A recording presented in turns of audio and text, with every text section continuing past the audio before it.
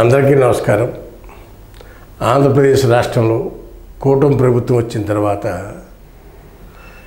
ప్రజల్లో ఒక రకమైన స్వేచ్ఛ, ఒక రకమైన భయం రెండు నెలకొన్నాయి. కొంతమంది స్వేచ్ఛగా బతుకుతున్నారు, కొంతమంది భయపడుతున్నారు. భయం ఎందుకు పడుతున్నారు అని ఆలోచిస్తే ప్రభుత్వం ఒంటెత్తు పోకడపోతుంది.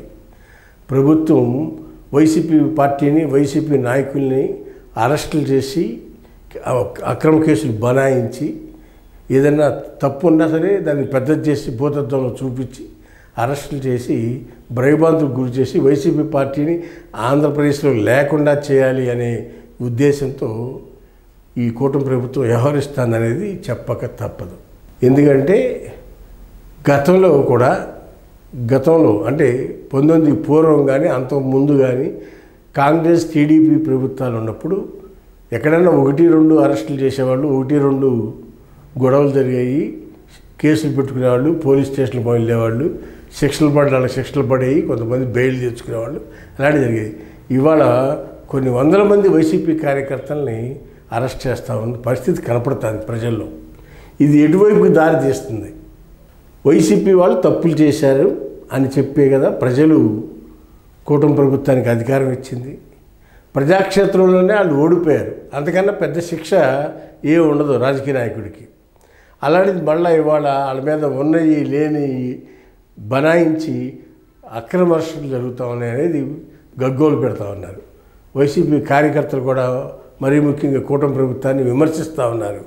ఇవాళ మీరు అట్టు పెడితే రేపు 2 అట్లు పెడతామని చెప్తా ఉన్నారు వైసీపీ క్యాడర్. ఈ పరిస్థితి ప్రజాస్వామ్యానికి ఎంతవరకు మంచిది అనేది కొంతమంది విశ్లేషకులు కానీ మేధావర్గం కానీ ఆలోచిస్తూ ఉన్నారు. కక్ష సాధింపు రాజకీయాలు, రెడ్ బుక్ రాజ్యాంగం, ఇలాంటి చర్యల వల్ల ప్రజాస్వామ్యానికి మనుగడ కష్టమవుతుందనేది కొంత వాదన వినిపిస్తూ ఉంది.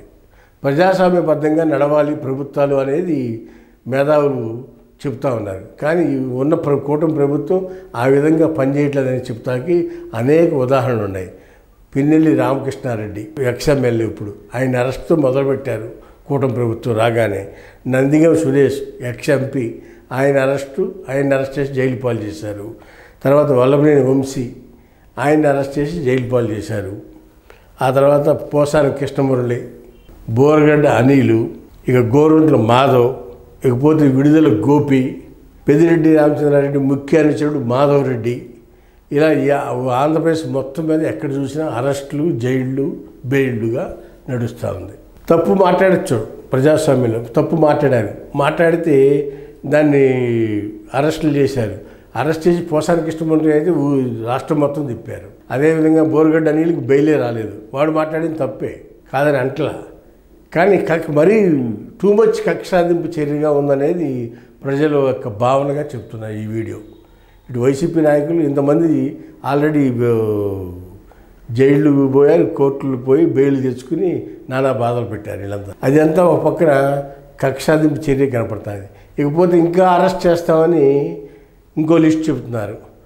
ఎవరెవరిని? విడుదల రజని, కాకాని గోవర్ధన్, కొడాల నాని, దేవినేని అవినాష్, అంబటి రాంబాబు, రోజా, పేరు నాని, ఎంపీ మిథున్ రెడ్డిని, ఎమ్మెల్యే ద్వారకానాథ్ రెడ్డిని, సజ్జల రామకృష్ణారెడ్డిని, సజ్జల భార్గవరెడ్డిని, ఇలా పోతే కొండవీడి చేడంతాడంత లిస్టు వీళ్ళందరినీ కూడా అరెస్ట్ చేస్తామని చెప్తున్నారు. ఎంతవరకు కరెక్ట్ ఈ అరెస్టులు చేయడం వల్ల కూటమి ప్రభుత్వానికి వ్యతిరేకత మూట కట్టుకోవడం తప్పితే దానివల్ల వచ్చే లాభం ఉందని ప్రజలు అనుకోవట్లే. కొన్ని సందర్భాల్లో తప్పులు జరగవచ్చు, కానీ తప్పు జరిగితే కొంతమంది చేస్తారు. కొంతమంది మీద టీడీపీ కార్యకర్త కక్ష సాధింపు చర్యలు కనపడతా ఉంది. ఇలా చూస్తే వీళ్ళందరూ కొంతమంది అరెస్ట్ చేశారు, కొంతమంది అరెస్ట్ చేస్తాకి సిద్ధంగా ఉన్నారు. వాళ్ళంతా కూడా బెయిల్ తెచ్చుకుని హైకోర్టుకి, సుప్రీంకోర్టుకి పోయి బెయిల్ తెచ్చుకుని బెయిల్లో ఉన్నారు కొంతమంది. ఇకపోతే ఐపీఎస్ ఆఫీసర్లు, కాంతిరాణ టాటా బెయిల్ మీద ఉన్నాడు, విశాల్ గున్ని బెయిల్ మీద ఉన్నాడు. పిఎస్ఆర్ ఆంజనేయుని అరెస్ట్ చేసి ఐపీఎస్ ఆఫీసర్, అతను ఇంటెలిజెన్స్ చీఫ్గా పనిచేశాడు. చంద్రబాబు నాయుడు గారి కనుసరణలో పనిచేసిన వ్యక్తి పిఎస్ఆర్ ఆంజనేయులు గారు.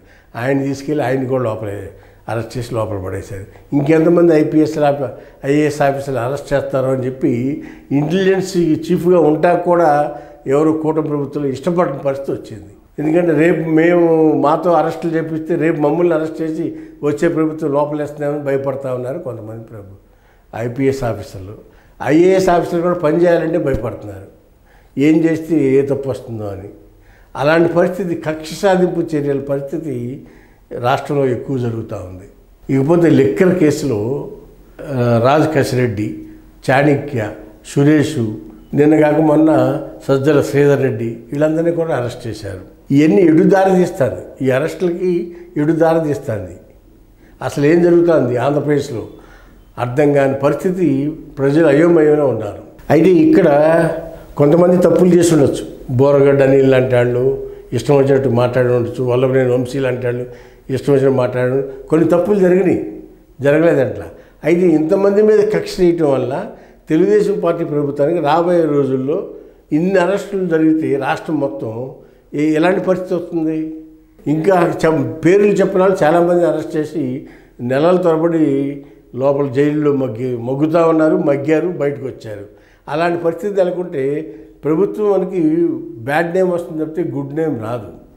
కక్ష సాధింపు చర్య మంచిది కాదు, కానీ మరి ఎందుకు చేస్తున్నారు? ఇప్పుడు ఈ అరెస్టులు, ఈ చర్యలు కూడా గతంలో జగన్మోహన్ రెడ్డి ప్రభుత్వంలో కూడా కొన్ని జరిగినాయి. అసలు జరగలేదని అంటలా, జరిగినాయి కాబట్టి కదా జగన్మోహన్ రెడ్డిని ఓడించి ఇంటికి పంపించారు. 11 సీట్లకి పరిమితి చేశారు ప్రజలు. మళ్ళీ మీరు కూడా అదే చేస్తే మీకైనా అదే గతి పడుతుంది. ఇవాళగా ఒక సామెత ఉంది, ఇది పిల్లిని గదిలో పెట్టి కొడితే అది పుల్లిలాగా మీదపడి తిరుగుబాటు చేస్తుంది. ఆ విధంగా వైసీపీ పార్టీ రోజు రోజుకి బలపడతాయి. కారణం ఈ కూటమి ప్రభుత్వం చేసే చర్యల వల్ల వైసీపీ పార్టీ బలపడుతుందనేది ఈ సందర్భంగా తెలియపరుస్తూ ఉన్నాను. ఈ అరెస్టులు అనేవి ప్రజాస్వామ్యబద్ధంగా ఉండాలి తప్పితే, ప్రజల ఆమోదం ఉండాలి తప్పితే, ఎక్కువ మందిని మీద కేసులు పెట్టి ఉన్నాయి లేని బనాయించి మాట్లాడితే అరెస్టులు చేసి చూపిస్తే జగన్కు పట్టిన గతే కూటమి ప్రభుత్వానికి పడుతుంది అనేది ఈ సందర్భంగా తెలియపరుస్తున్నాను. హాయ్ ఫ్రెండ్స్, మా ఫ్యూచర్ టుడే ఛానల్ చూస్తున్నందుకు చాలా థ్యాంక్స్. మరిన్ని లేటెస్ట్ వీడియోస్ కోసం వెంటనే సబ్స్క్రైబ్ చేయండి. అలాగే ఈ బెల్ ని కూడా రింగ్ చేసేయండి. మా లేటెస్ట్ వీడియోస్ నోటిఫికేషన్స్ అన్నీ మీ మొబైల్లో వస్తాయి. మా వీడియోస్ మీకు నచ్చితే లైక్ చేయండి, షేర్ చేయండి, నచ్చకపోతే కామెంట్ చేయండి.